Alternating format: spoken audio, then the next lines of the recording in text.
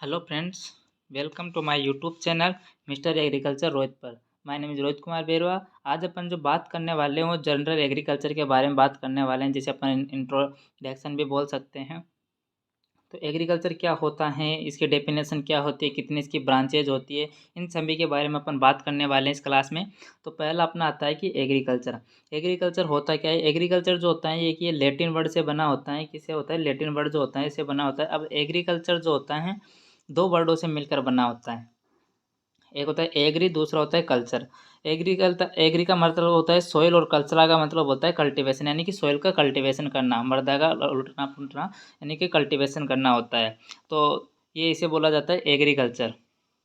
अब इसकी ब्रांच की बात करते हैं, कौन कौन सी इसकी ब्रांचेज होती है, कौन कौन सी नहीं होती है। तो इसकी एक ब्रांचेज होती है एग्रोनॉमी, दूसरी हॉर्टिकल्चर, एनिमल हस्बेंड्री, एंटोमोलॉजी होती है, प्लांट पैथोलॉजी होती है, क्रॉप फिजियोलॉजी भी होती है। बहुत सारे इसके ब्रांचेज होती है, जिसमें से अपन को पहली ब्रांच जो होती है, पहली ब्रांच की अपन बात करते हैं तो वो आती है एग्रोनॉमी। एग्रोनॉमी जो होता है इसको ये जो होता है ये भी एक ग्रीक वर्ड से लिया गया है। और जिसके पीछे नॉमी वर्ड होता है, एन नॉमी जो वर्ड होता है उसको अपन ग्रीक वर्ड से लेते हैं, और जिसके पीछे कल्चर वर्ड लगा होता है उसको अपन लेटिन लेटिन वर्ड से लिया जाता है। तो अपन बात करते हैं दूसरी दूसरी जो होती है वो होती है हॉर्टिकल्चर। दूसरी होती है हॉर्टिकल्चर। हॉर्टिकल्चर जो होता है ये एक लेटिन वर्ड से लिया गया है, जिसमें उद्यान विज्ञान, जिसमें अपन फल सब्जियां इन सभी का अध्ययन करते हैं, उसे हॉर्टिकल्चर बोला जाता है। और एनिमल हस्बेंड्री जो होता है ये पशुपालन, जिसमें से अपन पशुओं का अध्ययन करते हैं उसे पशुपालन बोला जाता है, जिसे एनिमल हस्बेंड्री बोला जाता है। नेक्स्ट आता है कि एंटोमोलॉजी। एंटोमोलॉजी इसकी एक ब्रांच होती है, एंटोमोलॉजी भी ब्रांच होती है। एंटोमोलॉजी के अंदर जिसके अंदर अपन कीटों का अध्ययन किया जाता है। और इसकी जो होता है ये भी एक ग्रीक वर्ड है, ग्रीक वर्ड से लिया गया है, जिसे एंटोमोलॉजी जो होता है कीटों का अध्ययन करना ही एंटोमोलॉजी कहलाता है। ये एंटोमोलॉजी दो वर्डों से मिलकर बना होता है। एक तो होता है एंटोमोन और एक होता है लोगस। लोगस का अर्थ होता है डिस्कर्स, और इंसेक्ट एंटोमोन का अर्थ होता है इंसेक्ट, यानी इंसेक्ट का डिस्कर्स करना, यही एंटोमोलॉजी बोला जाता है। अब आता है एग्रोनॉमी। एग्रोनॉमी भी दो वर्ड से मिलकर बना होता है। एग्रोन्स मतलब फील्ड होता है, नॉमस मतलब टू मैनेजमेंट। और हॉर्टिकल्चर जो होता है, हॉर्टिकल्चर भी दो वर्डों से मिलकर बना होता है। एक तो हॉर्टस होता है, हॉर्टस यानी कि गार्डन होता है, और कल्चरा मतलब ग्रोविंग, यानी गार्डन में जो उगाना, गार्डन में फल या सब्जियों को उगाना ही हॉर्टिकल्चर बोला जाता है। जिनका फील्ड का मैनेज करना होता है या फील्ड का जो देखभाल करनी होती है उसी का अपन एग्रोनॉमी बोला जाता है। इनकी भी ब्रांचेज होती है, जैसे हॉर्टिकल्चर हो गया, हॉर्टिकल्चर की ब्रांचेज होती है, एक तो पोमोलॉजी होती है, ओलेरीकल्चर एंड फ्लोरिकल्चर। जो पोमोलॉजी होती है, पोमोलॉजी के अंदर सिर्फ अपन फलों का अध्ययन किया जाता है, उसे अपन पोमोलॉजी बोला जाता है। पोमोलॉजी एक लेटिन वर्ड से लिया गया है। ओलेरीकल्चर जो होता है, ओलेरीकल्चर इसके अंदर अपन केवल सब्जियों का अध्ययन करते हैं, उसे ओलेरीकल्चर बोला जाता है। एक होता है फ्लोरिकल्चर, जिसके अंदर फूलों का अध्ययन किया जाता है, उसे अपन फ्लोरिकल्चर बोला जाता है। ये तीनों जो होता है ये लेटिन वर्ड से लिया गया है। उसके बाद आता है कि इसकी जो पांचवी ब्रांच होती है वो होती है प्लांट पैथोलॉजी। प्लांट पैथोलॉजी जो होता है जिसके अंदर पादप रोग विज्ञान, यानी कि पादप डिजीज, इन सभी का डिजीज हो गया, सिम्टम हो गया, इन सभी का अध्ययन करना ही प्लांट पैथोलॉजी कहला जाता है, प्लांट पैथोलॉजी बोला जाता है। नेक्स्ट चलते हैं अपन कि इसकी एक और इसकी ब्रांच होती है, एक होती है निमेटोलॉजी, एक आती है निमेटोलॉजी। निमेटोलॉजी जिसके अंदर निमेटोड का, सूत्रकृमि हो गया, इनका अध्ययन करना, ये सभी इनके अंदर आते हैं। एक होता है पादप प्लांट फिजियोलॉजी। प्लांट फिजियोलॉजी इसके अंदर अपन बोल सकते हैं कि पादप कार्य के, ये भी दो वर्डों से मिलकर बना होता है। सॉरी, प्लांट फिजियोलॉजी होता है जिसके अंदर पादप कार्य के, यानी कि पादपों के बारे में अध्ययन करना ही यही प्लांट फिजियोलॉजी बोला जाता है। आठवीं होती है प्लांट ब्रीडिंग।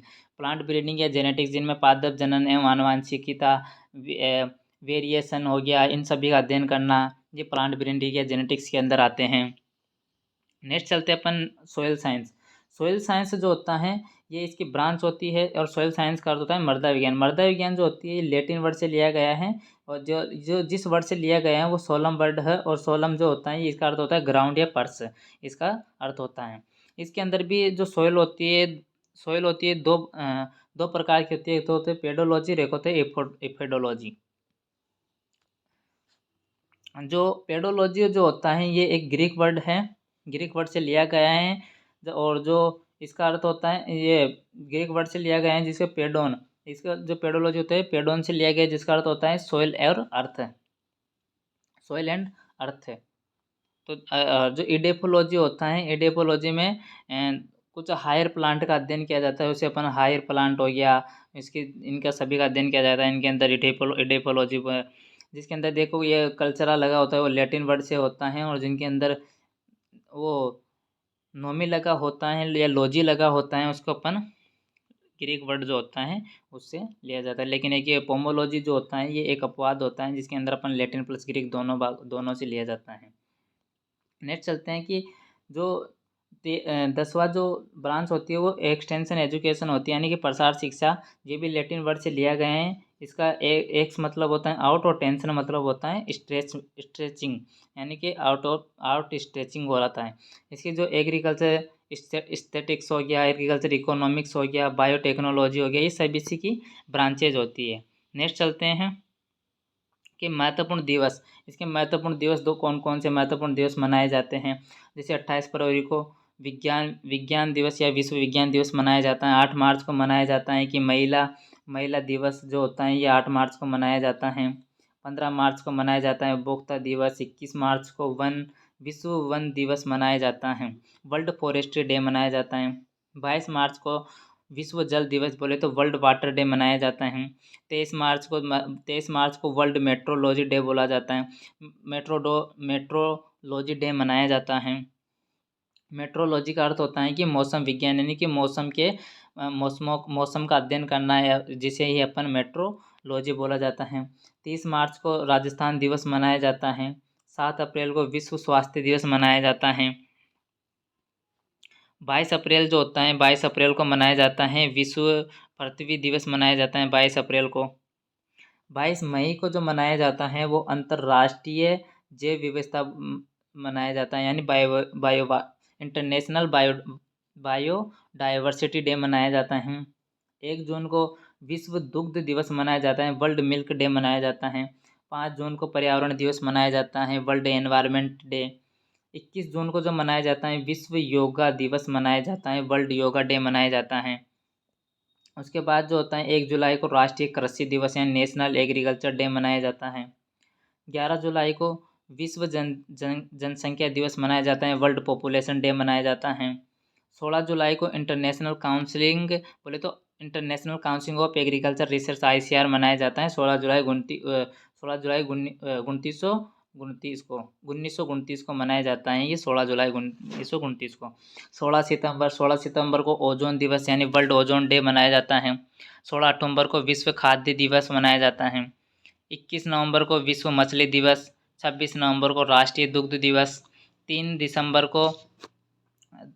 को मनाया जाता है कृषि शिक्षा दिवस मनाया जाता है। 4 दिसंबर को कृषि में महिला योगदान दिवस जो कितना है कितना नहीं ये मनाया जाता है। 5 दिसंबर को विश्व मृदा यानी कि वर्ल्ड सोयल डे मनाया जाता है।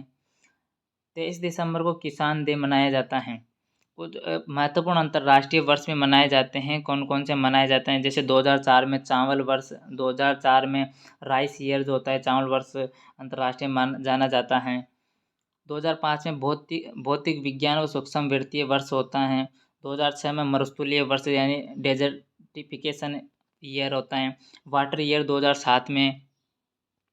और नेक्स्ट चलते हैं अपन 2008 में आलू वर्ष होता है। 2009 में रेसा वर्ष। 2010 में जैव विविधता यानी बायोडाइवर्सिटी हो गया। 2011 में फॉरेस्ट्री ईयर हो गया। 2012 में हो गया कोऑपरेटिव एंड हॉर्टिकल्चर ईयर हो गया। 2014 में फैमिली फार्मिंग हो गया। 2015 में जो होता है मृदा वर्ष सोयल ईयर मनाया जाता है। 2016 में दलहन वर्ष मनाया जाता है। 2017 में मनाया जाता है टिकाऊ सस्टेनेबल ईयर। 2018 में मोटा अनाज मनाया जाता है।